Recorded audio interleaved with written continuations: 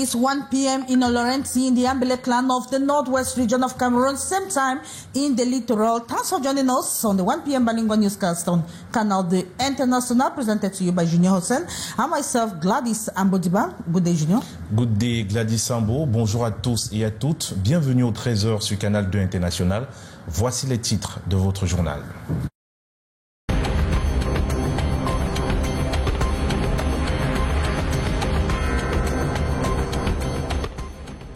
De nombreux ménages dans la ville de Douala face à des coupures intempestives d'énergie électrique, de même que les populations, doivent aussi faire face à l'obscurité dans les rues de la ville, car le problème d'éclairage public demeure à ce jour un réel défi pour les autorités communales. On en parle dans ce journal.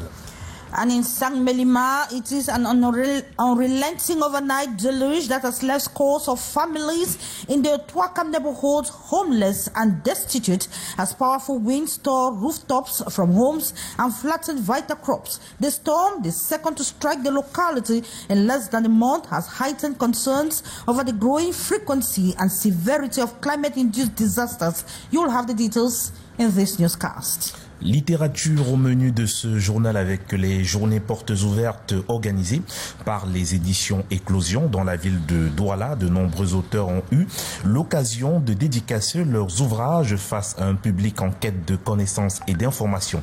Vous le verrez dans un instant.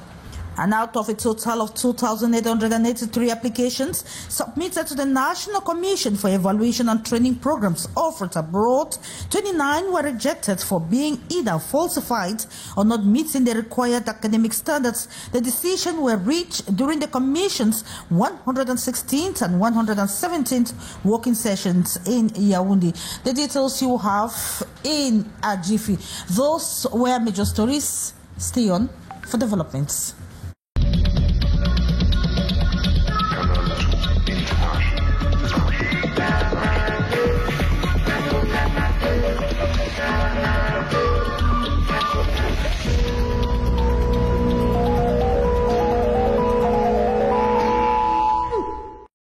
And thanks for joining us once again. We go straight to Betari Oya to talk about means in that area, you know. Eh bien, à Betari Oya, des trous d'or deviennent des mouroirs pour les chercheurs d'or. Dans la région de l'Est, eh bien, la chasse à l'or cause des dégâts importants et plusieurs personnes perdent la vie au quotidien. Les détails avec Ndale Fatima. Dans la région de l'Est, l'exploitation minière bat son plein. Mais derrière cette ruée vers l'or se cache une réalité tragique. Des cratères profonds, abandonnés à ciel ouvert, qui engloutissent des vies. À Betare Oya, ces trous non bouchés sont devenus de véritables tombeaux. Par exemple, ici, là, ils ont creusé jusqu'à la maison. C'est des risques. Donc, même en brousse, ça crée déjà les dégâts, ça tue les gens. Il faut que l'administration prenne les dispositions à ce que ces chemins permettent tous ces trous-là. Sur ces images amateurs, les corps sans vie de 3 victimes, une femme et 2 fillettes de 13 ans. Une tragédie qui plonge la communauté dans l'indignation.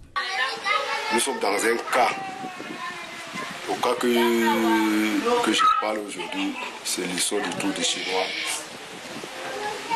Que moi, je perds toujours mes populations dans le trou des Chinois. Et ce que je demande, et toute ma population demande, qu'au chef hiérarchie, notre poids de la population, notre poids, c'est nos chefs hiérarchiques qui doivent mettre le. On demande pardon à l'hiérarchie de Bérou. Fermer le trou qui sont à côté du village. Malgré les multiples rappels à l'ordre des autorités, les activités minières se poursuivent et avec elles, leur cortège de drames. Et je vous le disais en titre, à côté des coupures intempestives d'énergie électrique au Cameroun et dans la ville de Douala en particulier, il se pose le problème d'éclairage public que rencontre la cité économique. Les populations qui dénoncent ce fait sont aujourd'hui pointées du doigt par la communauté l'installation électrique faite par la CUD. Les précisions dans ce reportage. Marcher dans le noir dans la ville de Douala fait partie du quotidien de ces habitants que nous avons interrogés ce matin. Ils disent que l'éclairage public est une terre promise, que la cité économique peine à y poser les pieds. La ville de Douala n'est pas suffisamment éclairée. Elle n'est pas suffisamment éclairée, principalement dans ma zone APK 17. En soirée, c'est carrément l'obscurité. Si il n'y a pas de lumière, il n'y a plus le ménage, à plus forte raison pour les routes. Interrogé cette absence d'éclairage public par endroits dans la ville, la communauté urbaine de Douala dénonce des actes de vandalisme de la part des populations, malgré les efforts consentis par elle pour éclairer la cité. Prenez le tunnel de l'aéroport par exemple, où de manière régulière, vous passez une première semaine, le tunnel est éclairé, la deuxième semaine, le tunnel ne l'est plus, alors que les équipes de la régie des routes et des constructions de la CUD sont intervenues au niveau de cet équipement. Donc, c'est en grande partie dû à l'incivisme des populations qui vandalisent les équipements. La problématique est au menu des échanges ce jour entre la communauté urbaine de Douala et les journalistes. Autre sujet exploré, les journées de l'urbanisme et de la construction de Douala. Il faut dire aux populations de la ville de Douala qu'à partir du 1er juillet 2025, elles pourront solliciter de manière totalement dématérialisée auprès de la communauté urbaine de Douala les différents actes et les obtenir en ligne. Donc ce sera une grosse innovation. L'événement se tiendra du 10 au 13 juin 2025 à la maison du parti de Bonandio sur le thème « Respect des règles d'urbanisme et amélioration du cadre de vie à Douala. Comment agir ensemble pour une ville attractive et émergente ». Et ce jour, l'on célèbre la journée mondiale de l'environnement. Eh bien, des établissements scolaires de la ville de Douala se sont engagés pour contribuer à nettoyer la ville et contribuer justement à assainir l'environnement en luttant contre la pollution. Les précisions dans ce reportage signé Monique Naoussi et Marius Poisson. À perte de vue, les conséquences de la pollution plastique dans ce drame à Douala. L'eau n'y circule plus des plus belles lurettes. Pour sauver l'environnement de la pollution plastique, les élèves de ce collège ne laissent plus traîner ces déchets dans la nature. Ici, là, on lève les bouteilles. On lève les bouteilles. Les emballages plastiques, c'est 10% de déchets qui polluent l'environnement. Le recyclage en fait une richesse. Trier et transformer des déchets en nouveaux produits réutilisables. Par exemple, les bouteilles plastiques qui traînent partout au sol peuvent être connectées, triées et transformées pour en faire des objets de décoration ou des pavés. Les boîtes de conserve, comme certains d'entre nous qui donnent ces contenus et donc c'est dans la poubelle. Sachez qu'ils sont encore réutilisables. Nous pouvons les vendre ou encore faire des objets de décoration. En prélude à la 53e édition de la Journée mondiale de l'environnement, le ministère des enseignements secondaires et celui de l'environnement mêlent les jeunes scolaires au combat. Faire avec les enfants, c'est pouvoir préparer l'avenir. Et nous savons que le principe même du développement durable, c'est pouvoir penser aux générations à venir. Donc aujourd'hui, nous pensons impliquer les enfants, principalement les enfants dans ce projet, parce que nous savons qu'ils vont faire mieux que ce que nous autres, nous avons commencé à faire. La pollution plastique détruit les écosystèmes marins et terrestres. Et pour se désintégrer, il lui faut un peu plus de 4 siècles. C'est fort de sa dangerosité que cette édition de la Journée mondiale de l'environnement lui accorde un intérêt spécial. Poursuivons ce journal dans la région du Sud avec vous, Gladys Sambo. Here we talk about the dozens of families that have been rendered homeless as a result of a torrential rain that destroyed rooftops in the Otwakam neighborhoods in that locality. This marks the second major weather disaster in the area within a month, raising alarm over increasing climate-related threat. The details with Morindi.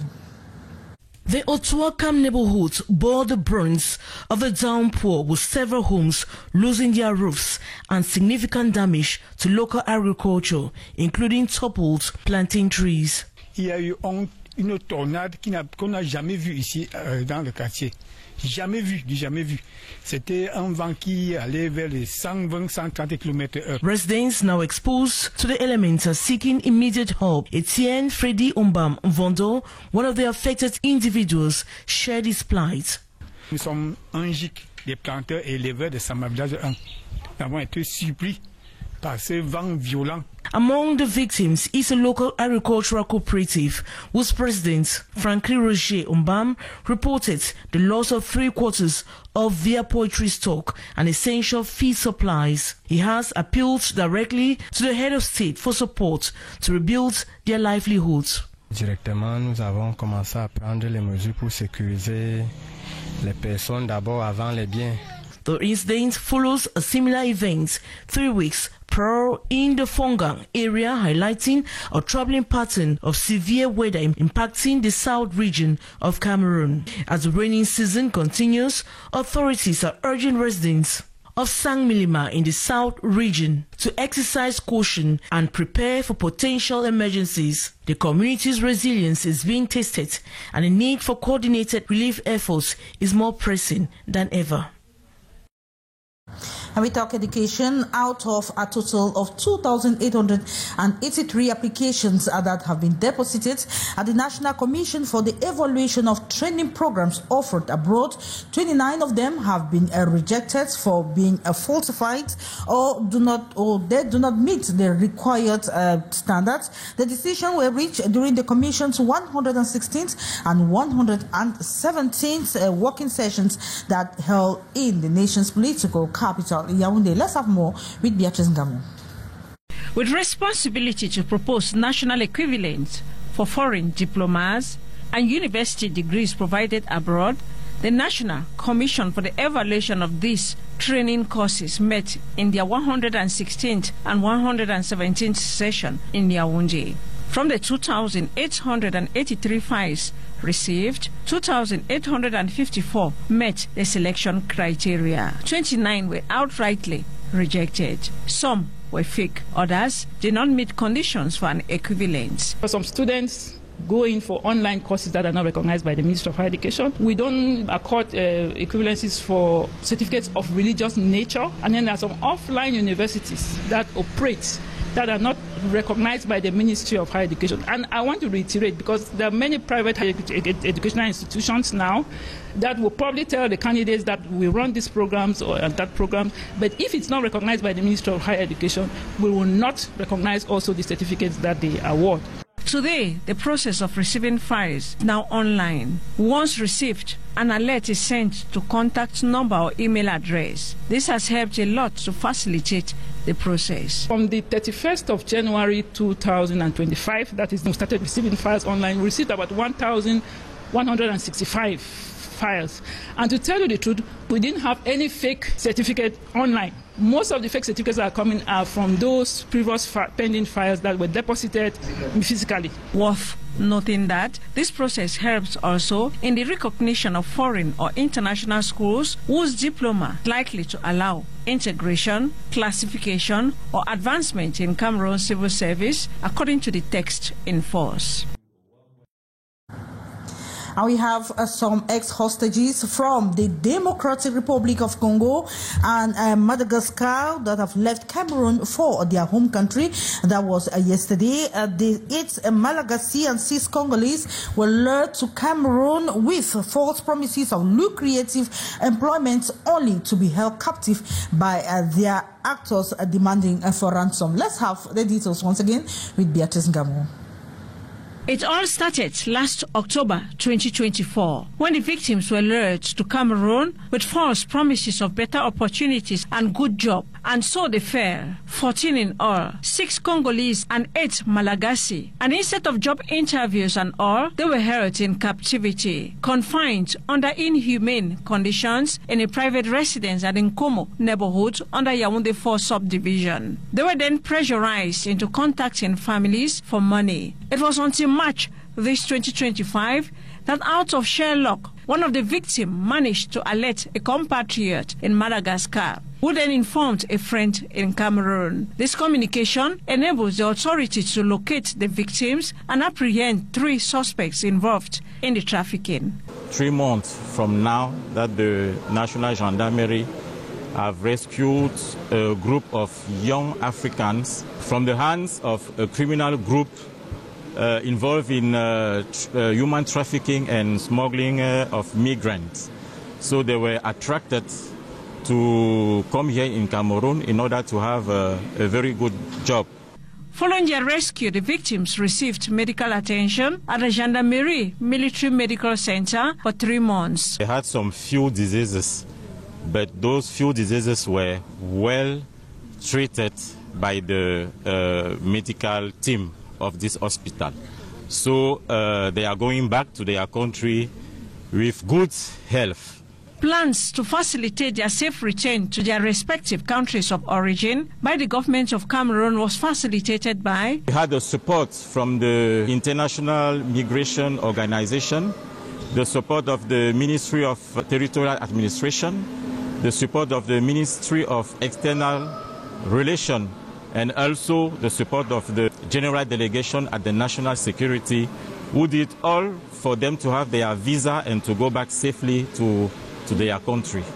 Vigilance, the watchword, especially to youths who are very enthusiastic about daring adventures to other countries. Thank you so much, Beatrice Ngamo. We continue in the French language.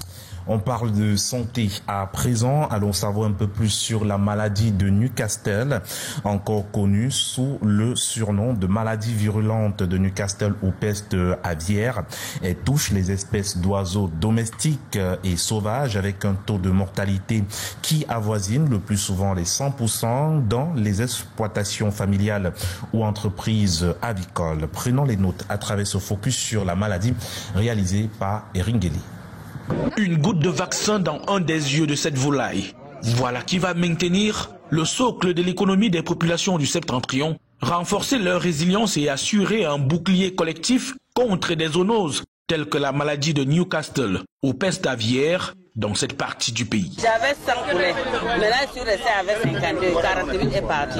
S'il y avait la vaccination avant le temps, ça ne pouvait pas finir comme ça. Je remercie beaucoup l'État pour ce qu'il a fait. Chaque année, les éleveurs ont souvent la peste. Sans vacciner, chaque année, on est dans les pertes. Raison pour laquelle la vaccination est très capitale pour nos éleveurs. Lancée dans l'arrondissement de Mbé, dont la Damawa, la campagne de vaccination de masse de la volaille villageoise est organisée dans le cadre du projet d'urgence pour la lutte contre la crise alimentaire au Cameroun, avec comme agence d'exécution la Caisse de développement de l'élevage pour le Nord. Par le procédé de l'inoculation oculaire, les agents vaccinateurs ont 60 jours pour vacciner 500 000 volailles dans 7 départements dénombrés dans le Grand Nord. Et contribuer ainsi à protéger le capital productif des populations. Comme vous le savez, cette maladie peut entraîner un taux de mortalité de 90 à 100%. Un second tour, envisagé dans 2 mois, va concerner 400 000 autres sujets afin que poulets, canards, pigeons, bref tous les oiseaux de la basse-cour et leurs œufs respirent la santé, gage d'une production et d'une alimentation de qualité. Je vous le disais également, titre, la littérature camerounaise s'enrichit de nombreux ouvrages parus chez les éditions Éclosion dans la ville de Douala. Des auteurs abordant divers sujets se sont retrouvés pour une dédicace spéciale. On en parle dans ce reportage. Fossi Jacob, le gamin et son héros aux chutes de l'amitié, c'est ici dans cet ouvrage la fin tragique du héros inconnu que nous racontent Tétanier et Koé. Moi j'ai vécu au cours de cet incident où Fossi Jacob a eu le mérite de se sacrifier pour préserver la vie de ses camarades de lutte, de se jeter avec son bourreau dans les chutes de l'amitié. Cette histoire, je ne l'oublierai jamais. Et c'est pour conserver l'histoire de nos héros de lutte contre l'esclavage et la colonisation, l'auteur offre à son lecteur un récit poignant d'un héros inconnu au Cameroun. Il est important que l'histoire de notre pays soit bien connue pour que la mémoire collective soit sauvegardée. que nous avons connu des héros dans ce pays, que pendant la colonisation, on nous avait convaincus que nous étions un pays sans histoire, sans héros, sans gloire. Une séance de dédicace spéciale est offerte au public à l'occasion des journées portes ouvertes de la maison d'édition Éclosion à Douala. Plusieurs auteurs ont répondu présent, à l'instar de Junior Rossin, avec son tout nouveau roman intitulé « Je suis nègre mais les noirs ne m'aiment pas ». Le problème que nous soulevons ici, c'est celui du Johnson au Cameroun, celui du blanchiment de la peau, du décapage, il faudrait le dire ainsi, dont sont victimes de plus en plus les hommes et femmes noirs en Afrique noire. Et c'est un problème réel que nous voulons dénoncer. Les nombreuses séances de dédicace de ce samedi 31 mai 2025 est une rivière d'idées sur l'histoire du Cameroun pour son progrès. Reportage signé Haroun Nazira. La suite avec vous, Gladys Sambo. And just one day to celebration marking the feast of Ramadan. The rush is on the city to prepare one of the most important celebrations. Tailoring workshop are doing last-minute preparations.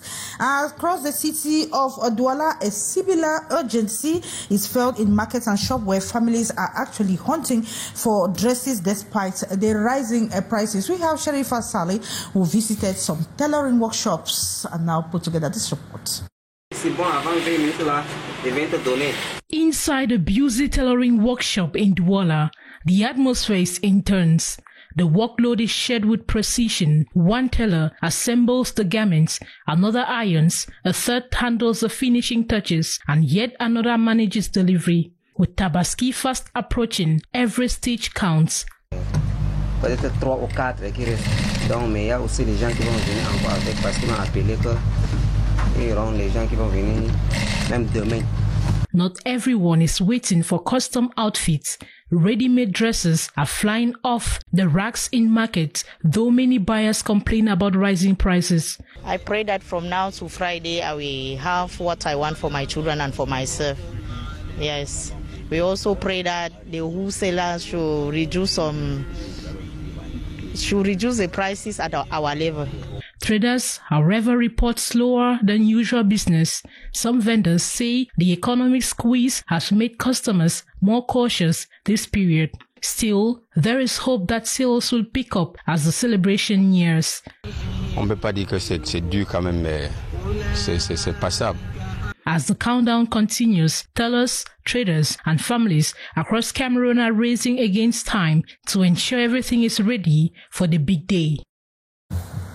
Meantime, we have Muslim authorities who say the Feast of Sacrifice is an act of communion as well as tradition that follows the prescription of Prophet Muhammad. We have Bonaventure Ate, who met with Sheikh Idrisu of the Tinga Islamic Complex, and now put together this report. The tradition of sharing and compassion during the Feast of Sacrifice reinforces the social fabric of the Muslim community around the world. The sacrifice is an act of communion and tradition that follows the prescription of Prophet Muhammad. Comprendre que le rituel sacrificiel a d'abord pour premier objectif de démontrer l'obéissance à Allah. The ritual has as first objective demonstration of obedience to Allah as prescribed by the Prophet Muhammad. It symbolizes our quest to promote the spirit of love, sharing and peaceful coexistence amongst communities. Réaliser parfaitement le vivre ensemble et la coexistence pacifique avec les communautés. The commonly used animals for sacrifice are healthy cows, sheep or goats. The family retains 1/3 of the share, another third is given to relatives, and the other third is given to the poor and the needy. Dans ce sacrifice, tout le monde est concerné, la famille, les... In this sacrifice, everyone is concerned. The family, neighbors, the poor, and even those who are well-to-do. The act solidifies links amongst faithful and eliminates certain barriers. Ça permet d'éliminer certaines barrières et de rassembler les gens. During the days of celebration, Muslims typically visit relatives or share dates and gifts in their neighborhoods, and the festival marks the end of the Hajj. That was Ate Bonaventure there reporting on the Feast of the Sacrifice that will be celebrated across the world tomorrow.